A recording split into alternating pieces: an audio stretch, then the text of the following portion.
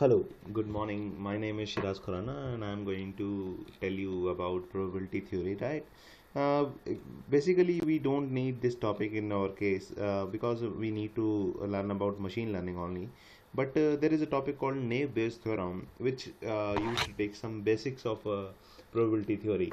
So I would like to revise this thing in a very quick manner, and I'll try to make sure that you get each and everything correctly, right? So, what is probability? Probability tells us how likely something is going to happen in long run, right? Let's say you have done some experiment, right? And based upon that, you are going to tell that this is what going to happen in future, right? So, this is what you are going to predict the new upcoming outcome, right? So, thing is, let's take very quick example. Let's say you want to flip a coin. Let's say there is a girl named Astha who has a fair coin, right, which has two sides, heads and tails, right, and that equally likely to show when coin is flipped, right. So, what is the theoretical probability that a fair coin lands on heads, right? You will heard here two kinds of term related to probability. First one is theoretical probability, and second one is experimental probability. Theoretical probability means it is an ideal case which happens in theory, like whenever you flip a coin, it will be either half head or either half of the chances are that it will get tails. And if you do the experiment again and again, it will be similar manner. It will going to proceed, right?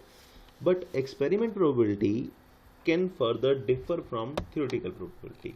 In this case, specifically, it is same, but in future, I'll tell you many examples which are different in theoretical probability and experimental probability. We are considering experimental probability only, okay, right? So, what is the probability that a fair coin lands on heads? See, whenever you want to calculate the probability of something, you need to think about what are the maximum possible total outcome, right? And out of those possible outcome, which one are those which you required, or you can say in textual manner, what a favorable outcome divided by total outcome. This thing is very simple. Let's say you have only two options, either it can be two or head or tail, right? So it can have maximum two possible total outcomes, and let's say you want head, so it will be 1 by 2, right? If you want tail, it will be again 1 by 2, right? So in this case, theoretical probability and experimental probability both are same, right? Now let's say Asa again flipped the coins 20 times, right? Now she got heads 8 of the flips, right? Based upon this result, if we need to tell the experimental probability that coins actually lands on heads, right? So we need to calculate the experimental probability. In this case, total possible outcomes were 20, right? Out of those, only 8 cases were favorable. That means rest all are tails, right?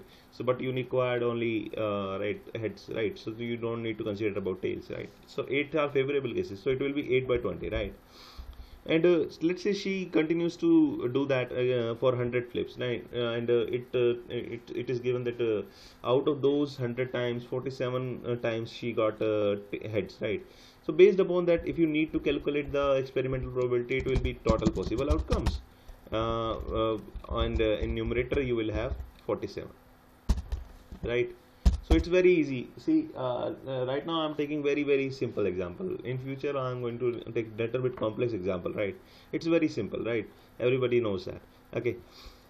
Now, one thing, have you noticed that every time you do some experiment, let's tell you the fractional value of this. It is 0.50, it is 0.40,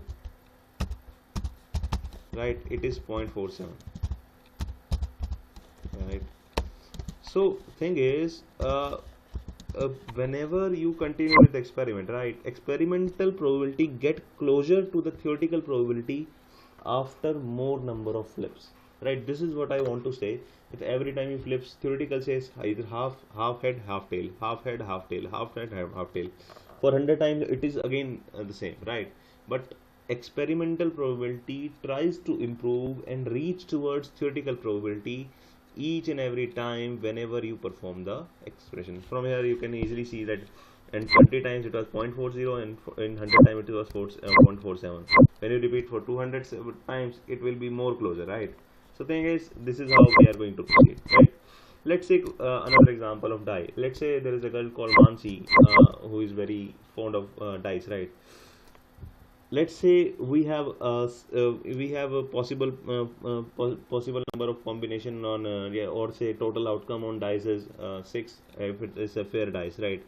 Now what is the probability of getting a one number on dice, right? See, total possible outcome is 6. You are going to certainly place that on denominator, and number of favorable outcome is only 1, right? If I asked you what is the possible values, what is the chances of getting 2, so it is also still 1 by 6, right? So total outcomes, that is 6,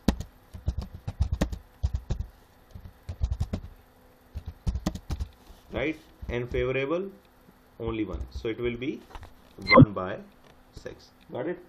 This is the basic idea, right? I'm going to stop this video here. If you have any queries in this particular video, you can post on comments, and you can re-listen to this video, right? From now onwards, things would be little bit complex, right? Okay, thank you guys.